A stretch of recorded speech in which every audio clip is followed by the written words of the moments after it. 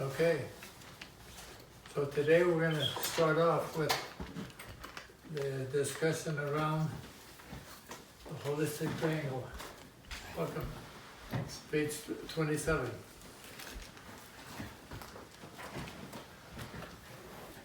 Now, when I thought about doing this topic,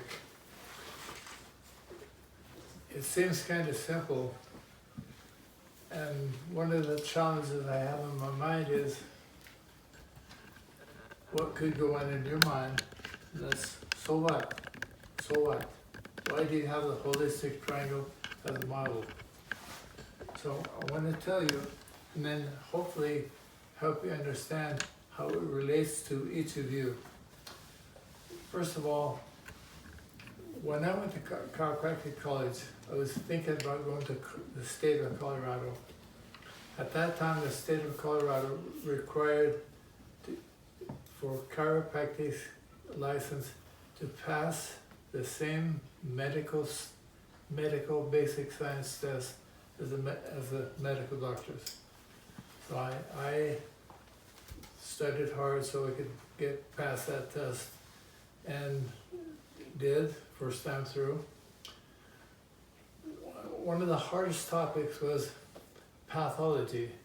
We had a book, Boy's Pathology, it's about that thick, and the topic of pathology is confusing because when we would have a test, the test would be similar to what I'm going to say. The test would read, patient presents with the following symptoms. And it would list a symptom, and another symptom, and another symptom, and another symptom, another, 5 or 6 symptoms. We give the age, we give the gender, and then it would say, what would be an appropriate diagnosis? A, B, C, D, E, so you could choose. Always choose C. Why? Because really, truly, any of the diagnosis would work. Because any of the diagnosis would include most of the symptoms. Now that was pretty frustrating for a new guy wanting to be a good doctor and make a good diagnosis. The soft part was we could change it. So in real life, in the clinic, when we have a patient come in, we do the history, we have to come up with a diagnosis for 2 reasons. One, the license requires it. Number 2, if you don't have a diagnosis, you don't get paid by the insurance companies. They have to have a diagnosis. The softening effect would be initial diagnosis. So then you could go back and do more exams and more tests, and then you could do what's called working diagnosis. So you could modify it and you could add to it. So that's the softening part, and that's still the same way. But having gone through all of that, it seemed like there's got to be a more simplistic way to look at a patient and help the patient. That's when we come up with a triangle. And when I started to write about how to help you help yourself, that's when we came up with the idea of the bucket. So in another area in the book is the concept of the bucket and the holes. So back to the triangle. All problems can fit into one corner of the triangle. I'm going to review briefly. The mental, emotional, spiritual portion of the triangle on the triangle represents 1/3 of the patients who present. That's where their major hole in the bucket lies. The brain, the emotion, and the spirit, mental, emotional, and spiritual. Now, 1/3 of the patients who present will have a problem in the chemical corner. The chemical corner includes everything you put on or in your body. Now, a lot of people put things on their body and think nothing of it. They put things into the body and think that it doesn't really make a big difference what they put in, whether it's good or bad. But if it's too much good, it creates a hole. If it's any bad, it creates a hole. So what? What you put on or in your body represents only 1/6 of the whole triangle picture. So when we talk about diet, as important as diet is to you, it only represents 1/6 of the whole problem. And anytime you change any portion of the triangle, now we have a geometry lesson. Anytime we change any corner of the triangle, we change both of the other two corners. So if you do anything chemically wrong, it hurts both your mental, emotional, and spiritual capacity. It also affects the other corner, which is the structure. There was a book written by a president of Chiropractic College called, the name of the book was Anything Can Cause Anything. Now that interested me. I read that book long time ago, and it's true. And that's why. That's because of the concept of the triangle. Now, on the same corner of the triangle, under chemical, it says how it's used. How it's used. Now, sometimes people eat in the same family, and eat the same food, and for one person, it does them a lot of good because their digestive system is strong. The sibling or the parent, the other person, can eat the same food with a weak digestive system, and it hurts them. Same quality of food, maybe too much quantity, more than their tissue can handle, so it has a negative effect. So again, so what? So what does that have to do with you and I? What it has to do with you and I is, I encourage you to be sensitive to the whole triangle often. Don't get paranoid, but often assess what you're doing in any area of the triangle. Welcome. So, the third part of that corner is what comes out. Now, so you put stuff in, it's used differently, and how does it get out? Is it used up as energy? Or do you breathe out the toxin waste? Or do you pee out the toxin waste? Do you poop it out? Does it come through your skin? How does it get out? That's all a factor. And for many people, the biggest problem in the whole triangle, the biggest problem affecting the whole triangle is elimination or lack of elimination. Sometimes it could be the input, sometimes it could be the use, but toxic body accumulates, builds up, and has multiple effects. For example, Monday I saw a fellow who had 10 days ago had a major pain in his low back. When he presented to me, he said, the only problem is my low back. Now I had to smile because I know that you can't have just a low back problem. And when I checked him, I looked in his mouth and checked his body, I knew he had a major chemical overload at the time. It was my opinion, as I checked him, that the symptoms that were in his low back were multiplied many times by the pressure he had in the gut. He didn't want to hear that. He just wanted me to fix his low back.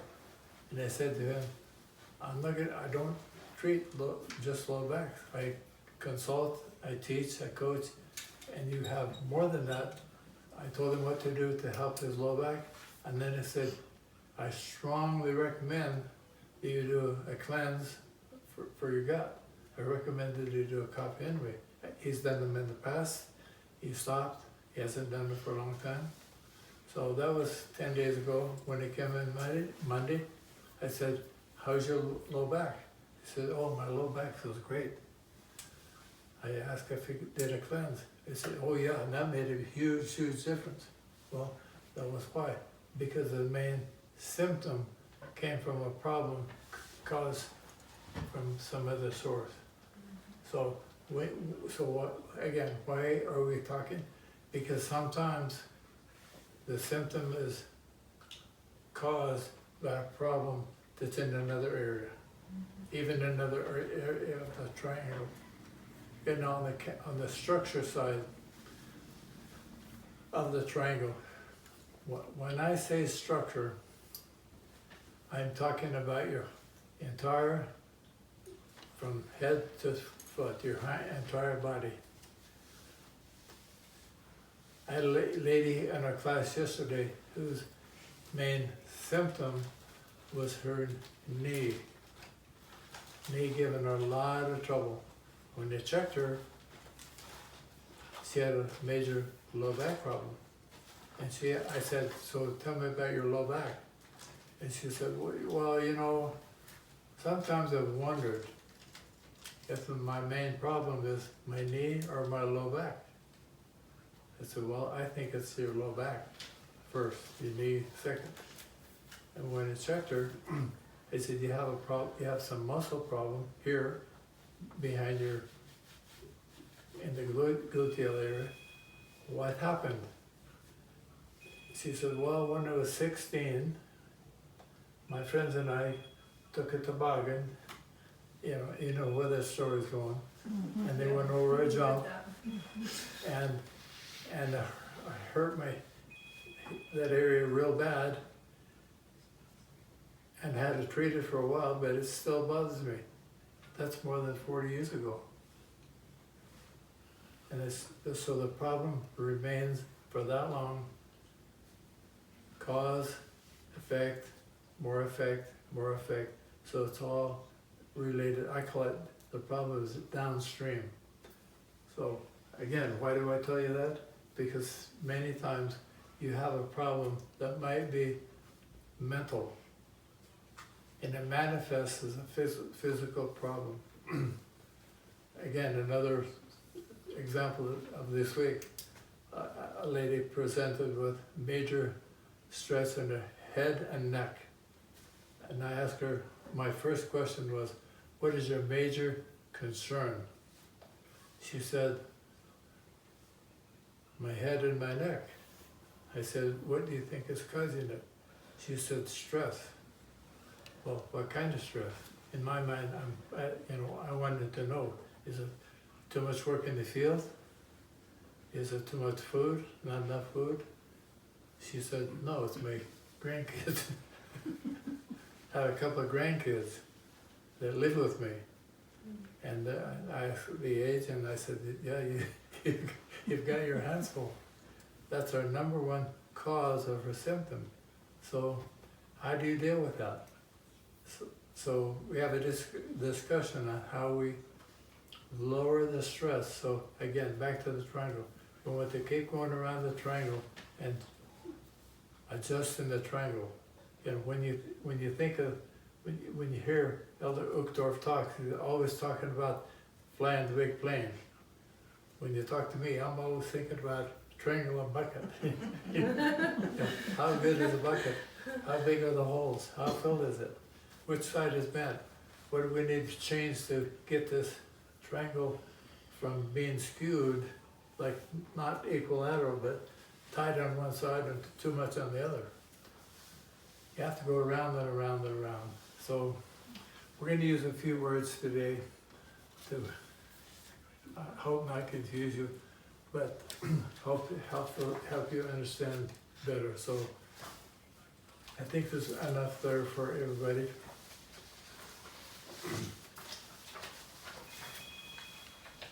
Well, let's going around. We talked last week about the earthing mats. I have some of them I don't have. I'm going to pass the sheet around again so you can see what the earthing mats cost normally, and if you want to buy one now when we have this promotion, I can get them for you for a 15% discount, and some of them I have to order. So next week I'm going to place an order. If any of you want some, let me know by the first of next week, so I can make sure you get one. Do we all have a test? I put my earthing mat back on my bed. Yeah. I don't get up in the middle of the night now. I was shocked. I'm getting mine. Yeah. I would always get up about 1:30 to go to the bathroom. Not doing it now. Me and I can share. You can have this. The two most common okay, Deborah, reports when people use them are number one, they sleep deeper. I'm dreaming more again now. What? I'm dreaming more. When you dream, that's an indication that you're in REM sleep. That's when the body heals the best. Okay, that's important. I saw a fellow this morning, he has a heart problem, and asked him if he dreamed when he slept. He said, I never dream. So I recommend to him the REM sleep product. Oh, by the way, I had a lady sitting right there in the class this week who got a bottle of the REM sleep last week. She has a Fitbit. And she said, oh, I want to tell you what happened to me with the REM sleep. And I said, only if it's good. She said, I slept about 50 minutes more per night based on what the Fitbit told her. By taking the REM sleep, that one product. She took 2 pills, the one I told her to, that made a huge difference. So if sleep is an issue, lack of sleep is an issue. See, that affects the whole triangle. The whole quality of the triangle becomes smaller. You have less power. You have less reserve. So you said it's a pill? Or I thought it was a mat. Oh, It's both. both. Oh, we're talking about 2 different things. So we're talking, yeah. The mat, sorry. the mat goes under your sheet on your bed Right. that provides energy from Mother Earth, like hooking yourself up to a battery charger at nighttime. You get electrons from the Earth, the same electrons that the Earth feeds the trees, the flowers, the grass, and you, if you're walking around on the grass or playing in the dirt with bare hands. Like I told you last week, one of the worst inventions was artificial material for shoes, because it keeps you away from the earth. And people who live and work in buildings never touch the earth, so they have deficiencies. They can be helped simply by sleeping on the grounding pad. Okay? That's one of the reasons why when people go to the beach, they get so relaxed, is because those positive ions come from the water and also from the sand, and you get just immersed in it, even if it's only for an hour that you're at the beach. Yeah. Yeah, it makes a huge difference. And it's a cumulative. The more you use it, the more it helps you, because the stronger you get. Okay, back to why the triangle. The triangle is to give you a concept, a mental picture of something that you can relate to, and it affects your body always. So everything affects everything, good or bad.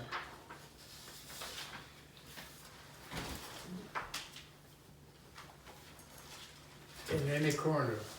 So if you have mental issues that bother you, you keep thinking about same issue, you keep thinking about the same issue, that becomes a negative drain on your body. It subtracts energy, it wastes energy. You want to break that cycle. And one of the things that we do here is the clearing, and the sleep, deep sleep, helps to break those cycles. Okay, let's go to the test. Why whole body health? Question number 1. Morbidity varies greatly geographically.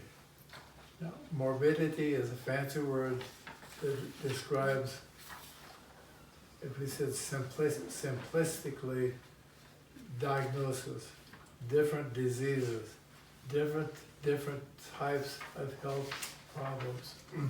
Now, for you and I, that's just something we read about and think about, and we let it go. On the big picture, if we, this group, we're in a board meeting with a major insurance company that sells policies for different kinds of problems, we might have a map that would show different kinds of problems that exist in different areas. The premiums are varied according to morbidity. So if you live in an area that has a lot of gastrointestinal problems, then the premiums are higher. If you have a lot of heart problems in another area, so they have an idea. And they have statisticians who chart and graph all this stuff, and they do it according to geographic area. They do it according to age-related problems. Like we have youth under what? 20, 21. under 21? I thought you needed a little. I did. Or over 65, you know, we have different groups. And so they figure out where the problems are going to be. When I first got into chiropractic, we went to Logan, Utah. At that time, I had no health insurance. We had 5 kids. You know, all my friends at church who were insurance agents wanted to sell me a health insurance policy. And I listened, and I did the math. I how many beds does Logan Hospital have? What's the population of Logan? You know, I did this kind of stat numbers. And I figured out the chances of us needing health care in the hospital are slim to none. So I decided at that point, no health insurance. So we've raised our family with no health insurance. Then I had a birthday and I turned 65, and the government said, you will have health insurance. So they take my Social Security money and send it to Medicare, whether I want it or not, okay? So it's mandatory because of age. So it's not only geographic, it's also age-related. Number 2, comorbidity is commonly a factor in mortality statistics. What is mortality? Death. When people die, life expectancy. What does comorbid mean? Comorbid means more than one diagnosis. Back to the test. So that presenting patient could have A, B, C, and D. So that's comorbidity. So what? So what does it have to do with you and I? It has to do with you and I as much as a whole lot. Because you may have an ankle problem. You may have a problem with your bowels. You may have a problem with your shoulder. You may have a problem with your stomach. You may have a little problem with your jaw. That's comorbid. 4 different things. What do those do to you in reality? The holes in your bucket. They drain your bucket. They make your triangle smaller. See, when you're a baby and you're healthy, you're a little tiny triangle. The idea is to, as you grow, to get smarter and do more things by choice to become more and more healthy, so you gain more power.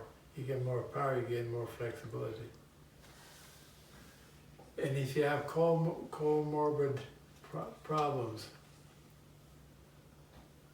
try to solve them when they're little.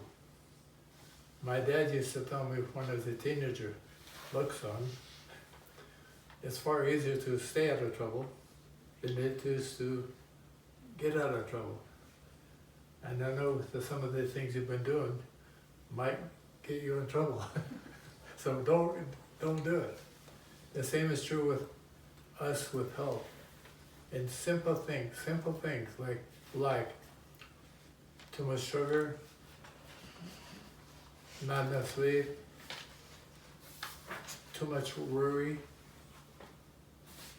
can drain you, and don't do it. If you have negative thoughts, shut them off. Your mind is like a radio station. You can turn it on or turn it off. You can change the channel so you listen to different. You can do that in your head. You can think about different things. I'll give you an example. We planned this summer to have a big family get together. Bring all the kids, all the grandkids, all the et cetera, have a big party. Of course, Grandma is really excited. And Grandpa. And Grandpa. And as life happens and it gets closer and closer and closer, they start falling off the edge. You know, we can't come because of life, we can't come because of this.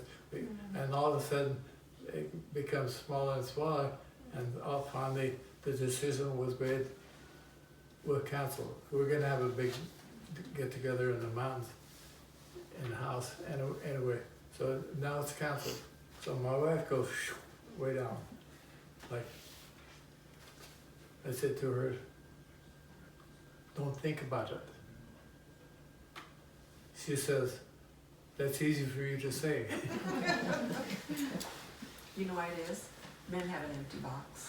Yes, true. Men and women I don't know about the box. But life happens, you know, you don't, you can't, so a lot of things happen right now with the world like it is. A lot of people are like looking forward to checking out. You know, let's go now, before it gets worse. By the way, how old are you? 69. Yeah, 59, I don't believe that. 60. Oh, 69. Okay, you're 3 years away from being in a statistic in Idaho that's dangerous.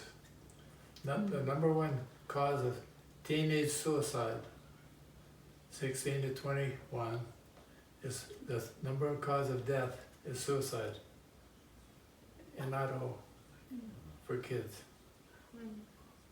When you're male over 72, that's number 2 on the list.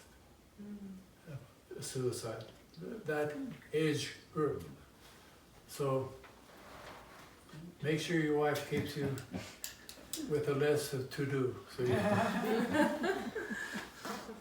okay, number 3, mortality rates are usually counted for a specific group. We answered that. True. 4, often major presenting symptoms in a local area of the body can have its cause in another area. True. That's very, very true. And usually It's more than one area, not just only one, but more than one. Number 5, the accumulation of low-grade chronic issues can lead to a major breakdown, apparently unrelated. True.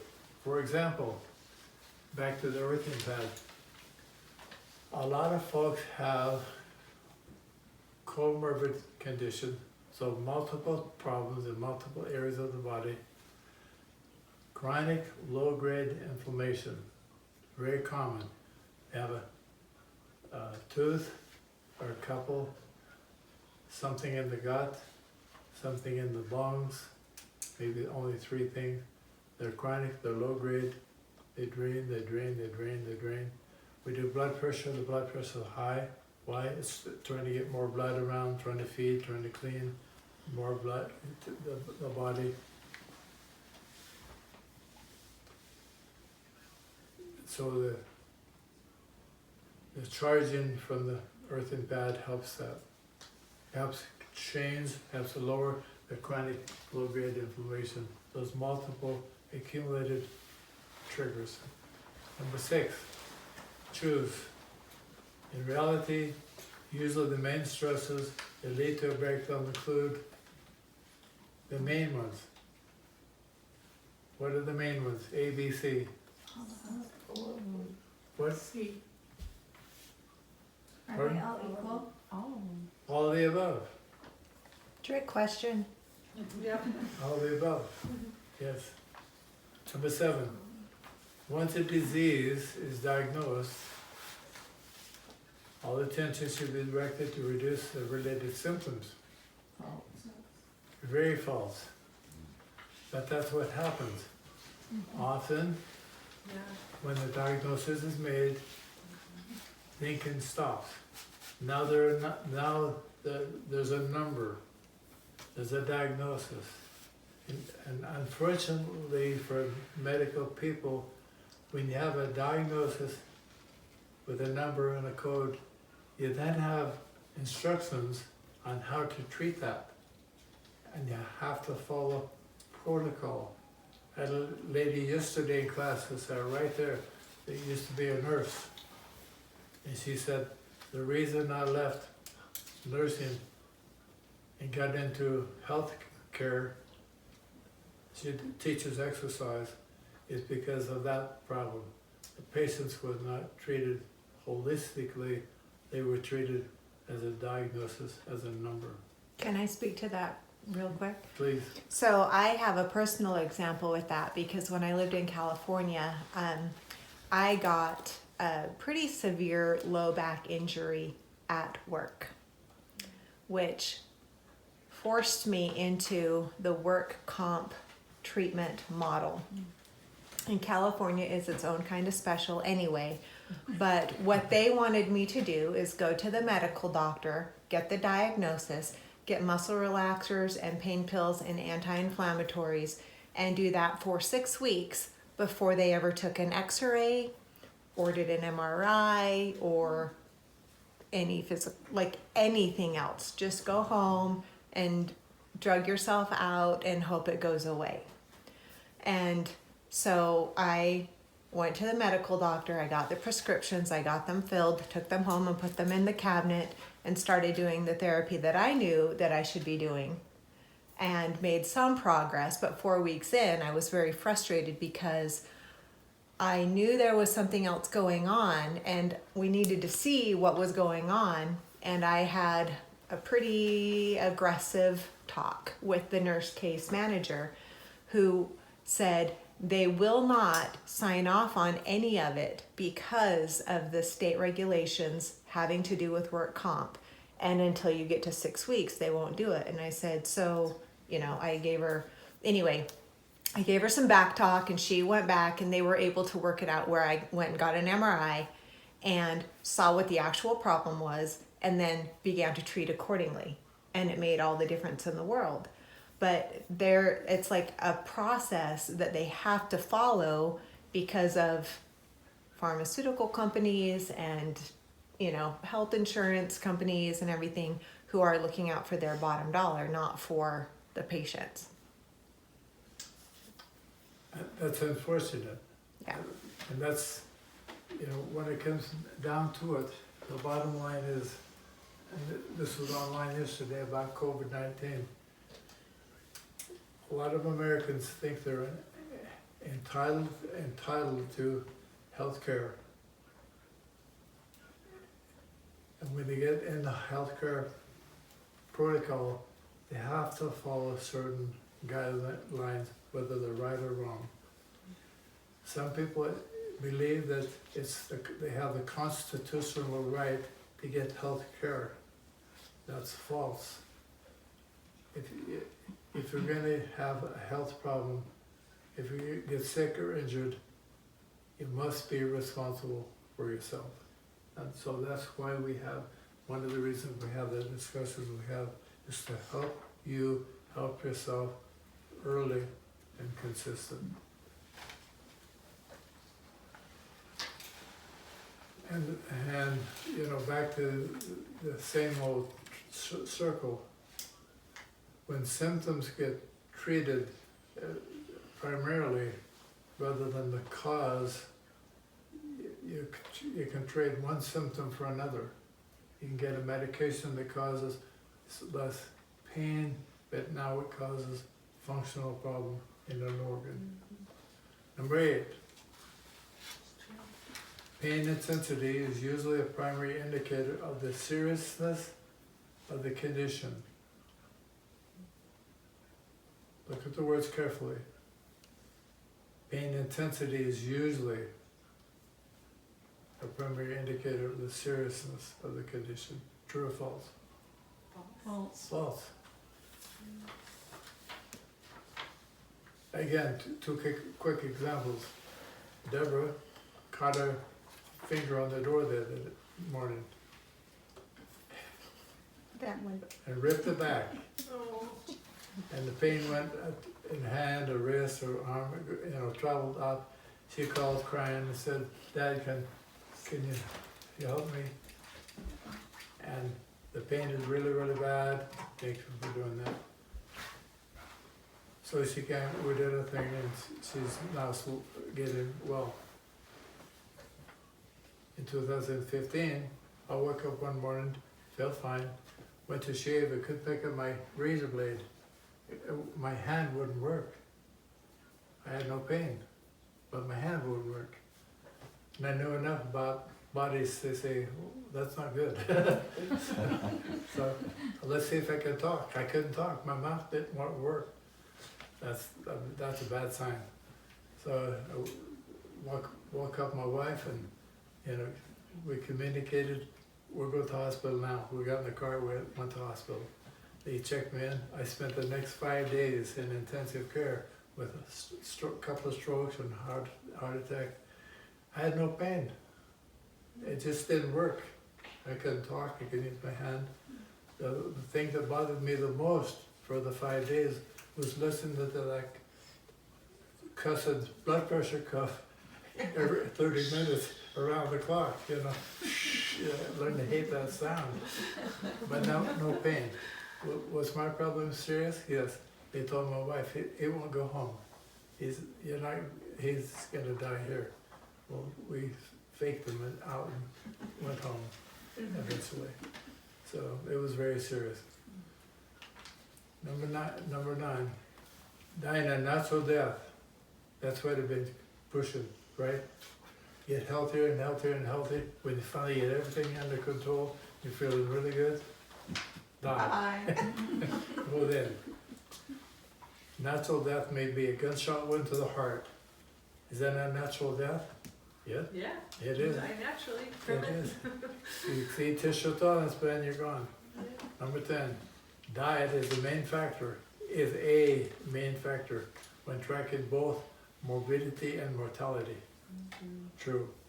So even though I told you that diet only accounts for 1/6 of the whole triangle, it's very important.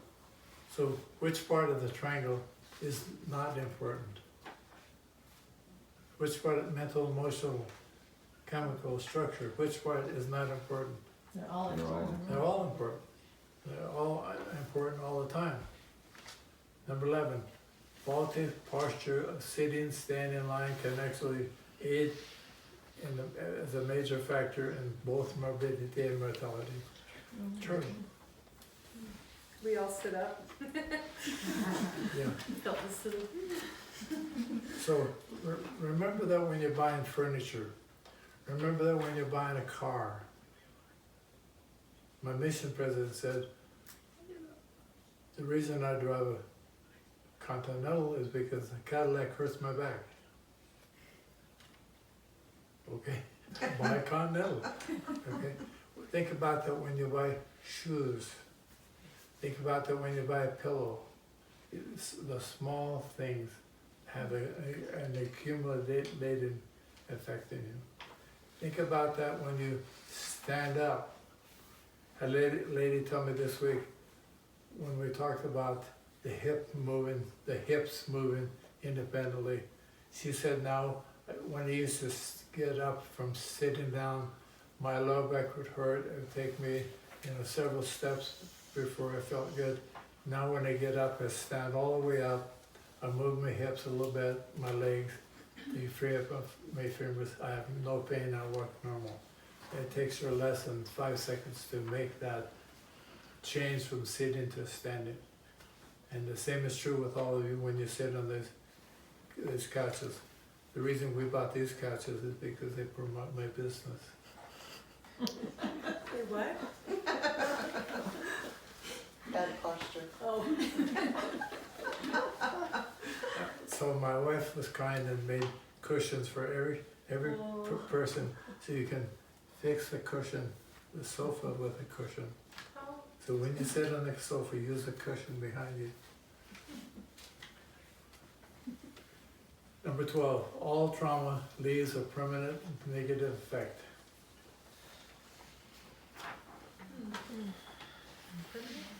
All trauma leaves a negative permanent effect. I don't like the word permanent. That is false. Can't get.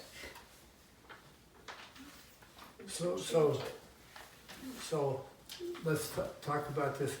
This is a concept. Okay, eating a bad pizza, that's a trauma, right? If you eat a bad pizza, Yeah, that's a Not trauma. that bad of a trauma. It's a fun trauma.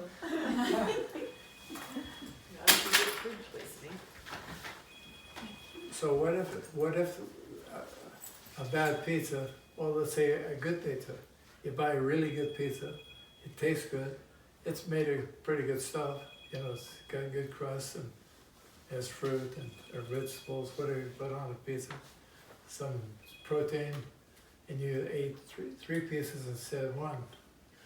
Is that a trauma? Could be. Could be. So what can you learn from that? Could you learn anything from that? Only eat one or two. Next time, order small, eat one or two, eat less. That wording is a little bit tricky too, I think, because you're saying it leaves a permanent negative effect. Some trauma can leave a permanent effect that's not necessarily negative. Exactly. Once upon a time, I used to date an Olympic wrestler, and he injured his hand and broke these 3 fingers, and he had to get them pinned. And this was not too long before the World Trials, before the Olympics. And he was actually a little bit giddy that it had happened, because even though it hurt bad and it affected his training, he said, I know that when they heal, they'll heal thicker and stronger, and it'll be better than it was before I broke it. And I thought, okay, that's some messed up thinking, but it left a permanent effect that wasn't necessarily negative. Yes. So when you have something negative, trauma, a trauma can be a discussion with somebody at church. A trauma can be some intervention on the road. Can you learn from it? Always? So that's a question you want to ask yourself. how can I benefit from a negative experience? Call it a trauma or not, you could call it a negative experience. I've had a few patients who had, when they were young, they were abused in a lot of ways, and because of the abuse they had when they were young, and they recovered as an adult, when they are around young people who are being abused or have been abused, they can be much better support and help to them because they have a negative experience. Because they can say, I understand. When they say, I understand, you know, eyeball to eyeball and heart to heart, then the victim can, they know they can relate to that person. And so the person's negative experience actually makes them better. And that's true, you know, when the Teton Dam broke, that was a big deal. Some of you were involved in that. When it was all said and done, we got a new bridge, you know, a lot of things happened, and it was actually, all the things were a lot better for a lot of people in a lot of ways because of that one trauma. So the answer to that question is false. They don't need to be permanent. So when you have a negative experience in any area of the triangle, you might work too hard in your garden. You might go on on a long trip, and you sit for 5 hours, and you should have stopped every hour to get out and walk around. You should learn from those things to prevent exceeding tissue tolerance, whether it be mental, emotional, structural, or chemical. That's my encouragement. Number 13, if it's going to be, it's up to me. Is a useful affirmation when being responsible for better health. Obviously that's true. If it's going to be, it's up to me.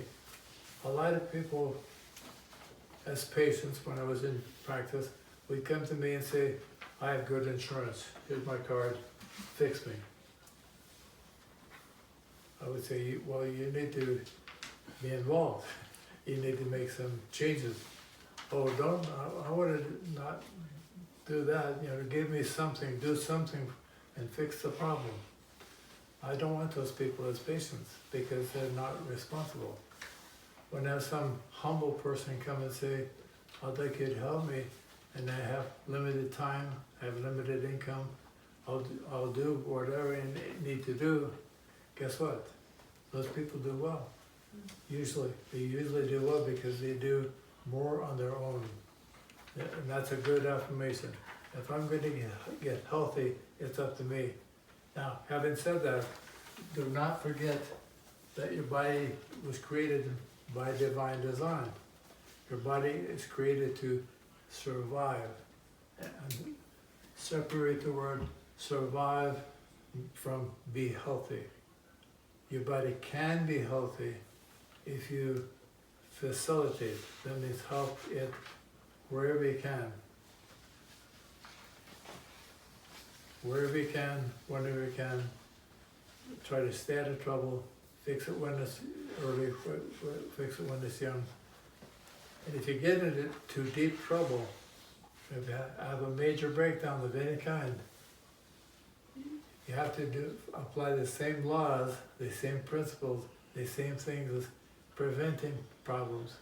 You just have to do them more frequent, with more intensity, with more focus to get out of trouble. And I believe the body can recover from almost everything. I think the thing that doesn't let it recover totally is because I think God wants us all to have a few weaknesses to keep us humble. To learn, so we can learn from the negative things.